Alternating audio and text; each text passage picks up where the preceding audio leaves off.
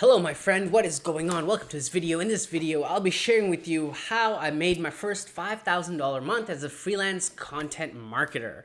The whole point of this video is to be super transparent with what I did, how I did it, the strategies I used, and everything I did that didn't include going to Upwork or Fiverr or Freelancer.com, none of that stuff.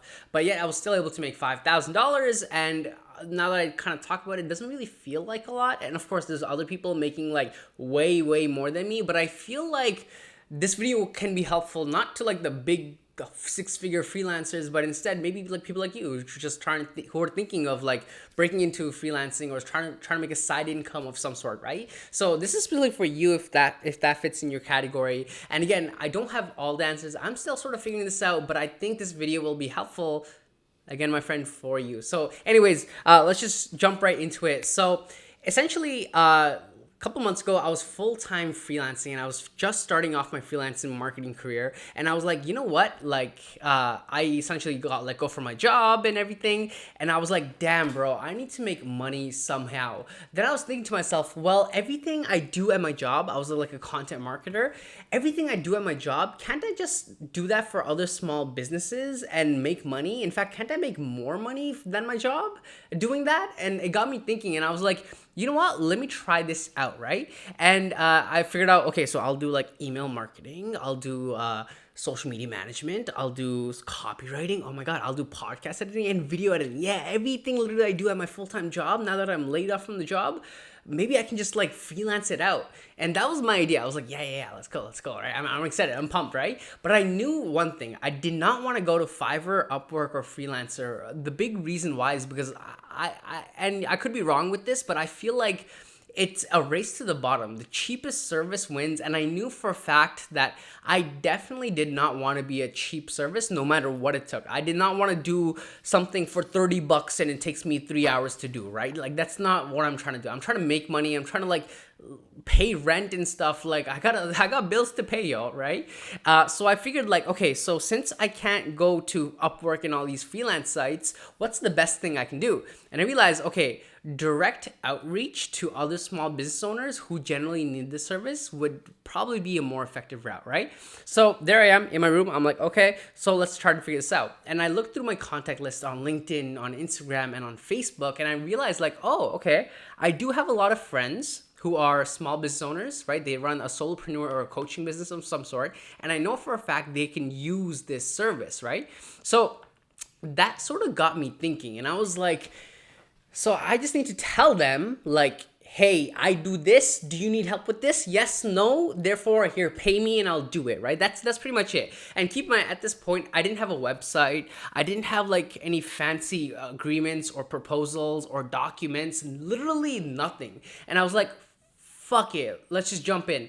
So this is what I did to make the 5,000, okay? And I'd recommend this for you if you're literally starting off your freelancing career, okay? Oh, this is what I do. I'm so excited. I would literally DM all the small business owners I knew as friends and sort of acquaintances, but not just DM like a type or like a cold email or all that weird stuff. No, I sent them a personalized voice note. And anytime I came across like a small business owner or like a solopreneur or my friend who looked like they had a business of some sort, I would like mark them down and I would send them this exact voice message on social media. I would be like, hit record. Hey John, it's been a while. I hope you've been good since last time we spoke at this event, blah, blah, blah, blah. I just wanted to let you know that I'm in the process of offering freelance services, and I was just wondering if you happen to know anyone who needs email marketing, YouTube video editing, copywriting services. And if no one comes to mind, no worries, it's all good, but just wanted to put the word out there. And that's what I did. I would just be like, hey, by the way, I do this. If you know anyone, can you connect me? That's essentially the message I sent out. And I would go through all my LinkedIn connections, my Instagram connections, Facebook connections, and I would send a voice note with the message, okay? A voice note with the message, not like a typed message, a voice note. So that way they feel like it's a little more personal. And I would just do that. I kept doing that. And I found that people were like, yeah, I'd be happy to. Like, you're perfect, actually. I had this one client, literally, she's a great person and all. And she was like, Yes, this is perfect. I know, Alif, you did career coaching and now you do the marketing services, and I actually need that service. I'm so glad you reached out to me. Let's get on a call. We got on a call, and that was my first time ever. I remember the moment. I charged like $800 for like helping with some like course creation stuff. Like it didn't end up being marketing, but it still got me something. And I was like, oh my God, just to edit slides on Canva, I can charge $800. Look at me, I'm the best. So I think about it now. I'm like, what the hell, right? But anyways, so I was able to land that client. Then what I noticed is like she referred me to like 3 other people, and then like this one client I got, and she's like, yeah, I need help starting a podcast. Do you know how to do that? And at this point, like, I know how to create a podcast. Like I did it for my job, I do it for my content stuff, but I never serviced it out. And I'm like, yeah, I know how to make content. I know how to make podcasts, right? Okay, cool. How much? And I'm like, and at this point, I didn't know how to do sales calls as a freelancer. Like, this is so weird to me, right? And I'm like, well, and I'm trying to keep my cool during the sales calls. I'm like, well, do you want to tell me a little bit about your budget? And she was like, well, honestly, if it's above like 1,500, then we'll have to do a payment plan. And I was like, bro, I was gonna charge like $300 for this, but if it's her expectation is it's gonna be above 1,500, and I was like, oh my God, it was 1,500 or a grand, something like that, right? And I was like, dude, I can charge her a lot. I ended up like charging like 860 or something. But essentially, anyways, I'm getting really carried away here. I'm really excited. But I would send up these voice messages to a bunch of people. And then people were like, oh, perfect. Yeah, I know this person. I know this person. I hear. You know, the success rate was like, if I sent 5, about 2 people would refer me to like business and stuff. And 3 people would be like, oh no, I don't, but I love this sweet message, thank you so much, right? And to be quite honest with you, those were weird times, because like to send like a voice note and everything, I felt like I was pitching and salesy and stuff. But what's weird is that like I learned that sales is more important than marketing, because direct outreach was getting me a lot of results. Whereas if I post content on social media, I think I made a post on like Instagram, hey, if you know anyone who needs services, please let me know. I remember making that post and no one like replied. But then when I do a direct message through a voice note, people kept like, oh yeah, come. And I realized like, boom, it's all about sales and outbound and who you know. That's the key. And that's why I feel like I have some freelance friends and they're on like Fiverr and Upwork and they're struggling to get clients, or they're getting cheap work. And I realized the key here is, first, these clients of mine, they kind of know me, so they're familiar with me, right? And you know, like, these people have money. That's the thing. They have money. They can either hire a complete stranger off the internet who they don't even know or even trust yet, or they can pay more and go with me because they know my vibe. We've talked before and they know I'm capable of good work. Which one do they prefer? And then, you know, hence they chose me. And like, I would always think to myself, like, why are they going to me instead of Fiverr? And that's essentially why, because they like, know, and trust me. If you can establish like, know, and trust, that's essentially how you're gonna get like work you're gonna get paid your worth, essentially, right? Anyways, it's through these direct messages, these voice notes, I ended up landing a lot of clients and everything, and I ended up making $5,000 in my first month. One thing I learned real quick is that, again, I was super scrappy. Like, I didn't even have a proposal or anything, and I would just send everything via like emails and Google Docs, right? In fact, I knew I was supposed to send a proposal because I think I watched like the Future video or something, and here's a screenshot of what a proposal looks like. It's literally an email with like random things I have written down over here, like, I will do this for you, and this is this and this is how much, right? It's literally an email I wrote with like what I'll be doing for them. Like, literally, that's how ghetto I was. I just like, okay, sure, and just trust that I'm not going to take away your money and run. And basically, let me break down the process. Again, I'm sorry this is all over the place. I feel like this is just me ranting on. Please don't hate me. Please don't hate me. Please don't hate me. This is the process. I would do the message, right?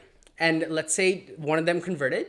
I get on a call with them, and in the call, it was very straightforward. I would ask them like, tell me about your business. What do you do? And like, what are your goals with the business? So I understand what they did. Then I asked them about the work that needed to be done, and a little more detail about like what sort of things they needed me to do.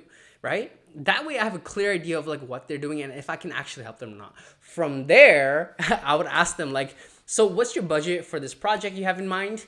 And they'll be like, oh, 1,500, like that person I said, right? Like 1,500, but we do like a payment plan or something. Or like I have, like 500 or 600 or 800 is my budget, right? Whatever it is, like they would say their budget. And then I would think to myself like, okay, can I work with this budget? For example, if they priced it too low, if their budget was too low, I would ask myself, does it make more sense for me to take this cheap work or should I just work at McDonald's? Right? Like, should I just go get a job? Does it make sense for me at this point to go work at McDonald's or take this job? Which is the better option?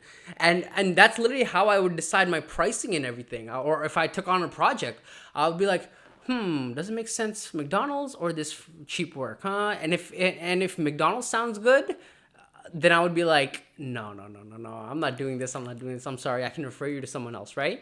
But yeah. So, anyways, get on the call. We're on the call. I would ask them about the budget. They would tell me their budget. And at this point, I was so new to this whole thing. I never like decided on a budget or a price during the call. Instead, what I would do is I'd hop off the call and I would send them an email. Thank you so much for doing this. Here's my proposal. Again, boom, this is the proposal I would send. And I would write the price and I would keep in mind like, okay, their budget was this and this is what I can do for this budget. And I would pretty much send them that via an email and they would tell me, yes, this is good. Yes, this is bad. Or let's change this up, whatever it is. And then they would tell me like via email, yeah, this is good. Let's just move forward with this. And then from there, I would basically send an invoice, a link to a PayPal invoice, and then a link to my Calendly to book a project kickoff call.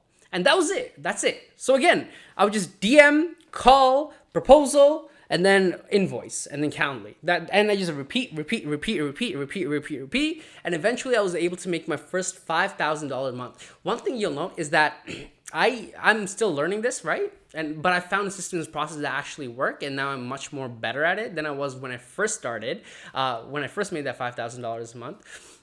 But you'll notice that I was pretty scrappy and I just jumped right into it. I know a lot of friends, like I was speaking to this one student and she was like a marketing student and she was thinking of doing freelance. She was like, yo, let me just make a website, a proposal, a template, all this stuff, right? And I was thinking to myself the whole time, like, the reason why her business is not coming off her ground is because her mindset is off, meaning she's preparing to prepare, like she's procrastinating or waiting for like something to be perfect. And because she's waiting for that, she's not making money enough. Like that's what it is. And the whole thing, and I'm gonna get a little meta here, the whole thing taught me, the whole process of making that $5,000 a month really taught me like your mind is what keeps you poor. For example, when I was sending those DMs out, right? I was sending voice notes out. I was like, this feels awkward. This feels weird. Like, I'm a salesman. Fuck me. Like, all this stuff, right? Then I realized, like, I can either fall into that thinking and not send that message out. Therefore, I won't make sales and I won't make that $5,000 a month. Or I can get over the bullshit in my head and send that voice message out and then make sales. And once I learned that, I realized, like, holy shit, like, my mind is what keeps me poor. The mind is what keeps you poor. There are ways to make money, but the mind, and if you have limiting beliefs or you're insecure, or you feel salesy, or you hate yourself or whatever it is, that is what's going to keep you poor. You know, I have a coach.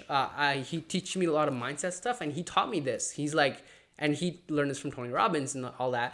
But he said, business is 80% mindset and 20% mechanics. Literally, this freelance stuff, that was just mechanics. But 80% of my time was just mindset. Like, oh, I'm too scared to call. Oh, I'm going to jump on a Zoom call with them and they look intimidating and I don't know what to do. Oh, my price, maybe I can do a little less because I feel imposter syndrome. All that mindset bullshit is what's going to keep you poor. That is the biggest thing I learned from that $5,000 a month. Anyway, I'm gonna probably create way more videos around like freelancing and pricing and like all this stuff, right? But anyways, the point of this video is just to show you like verbally and brain dump literally how I made my first $5,000 a month as a freelance content marketer. My goal is just maybe like inspire you, like, hey, this is actually not that bad. It's not that hard at all. Or like I can do it. If this guy can do it, then I can definitely do it too, right? So anyways, subscribe if you want more content around freelancing, all that good stuff, Gucci, my friend. And of course, subscribe to my newsletter down below in the description of this video. Yay! For more freelance marketing, business mindset tips and all that stuff. So do that. And my name is Ali. Follow me on Insta if you want more if you want my face more in your feed and all that good stuff. And I will see you, my friend, in the next video. Peace out, my friend. Peace out.